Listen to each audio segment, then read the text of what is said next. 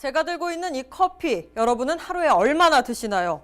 질병관리본부에서 지난해 성인 3,800여 명을 대상으로 우리나라 국민들이 가장 많이 먹는 음식을 조사했는데요. 3위가 잡곡밥, 2위는 김치, 1위가 바로 이 커피였습니다. 한국인의 커피 사랑 대단하다는 것을 알 수 있었는데요. 그런데 이 커피 속에 들어있는 카페인은 인체에 어떤 영향이 있을까 생각해 보신 적 있으신가요? 카페인의 섭취 양도 중요하지만 사람의 체질에 따라 미치는 영향이 다르다고 합니다. 헬로 건강 리포트 커피의 허와 씨를 차선영 기자가 보도합니다.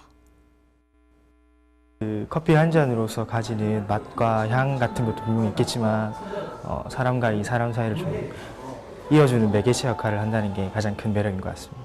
그래서 커피집이나 이제 카페 공간, 공부를 하면서 자기의 마음적 신심을 힐링시킬 수 있는 공간을 찾다 보니까 아침의 커피는 뇌를 깨우고 사람과 사람의 만남에서 커피는 대화 분위기를 부드럽게 이끌기도 합니다. 이런 이유로 커피는 현대인에게 없어서는 안 돼 기호식품이 됐습니다. 질병관리본부 조사에 따르면 실제로 성인 한 명이 일주일에 12잔이 넘는 커피를 마시는 것으로 나타났습니다. 하루 평균 1.8잔, 매일 2잔의 커피를 마시고 있다는 결과입니다. 그렇다면 이렇게 많은 양의 커피를 마셔도 되는 것일까?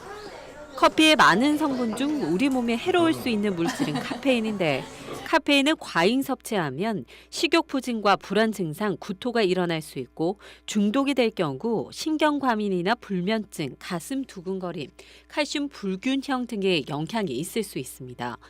전문가들은 카페인이 인체에 미치는 영향은 카페인의 양보다 개개인의 카페인 민감성의 정도에 따라 다르게 나타난다고 말합니다.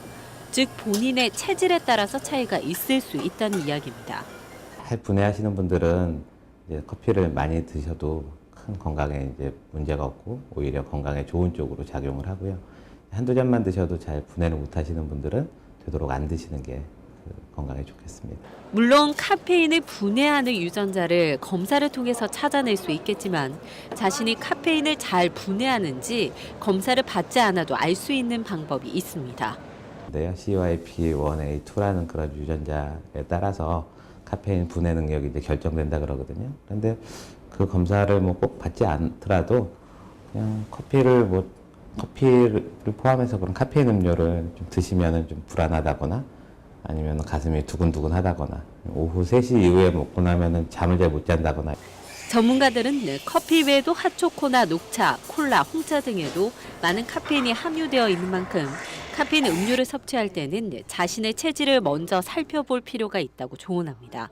헬로티비 뉴스 차선영입니다.